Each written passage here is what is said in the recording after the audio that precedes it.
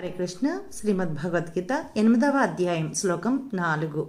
అధిభూతం క్షరో భావః పురుషశ్చాధిదైవతం అధియజ్ఞోహమేవాత్ర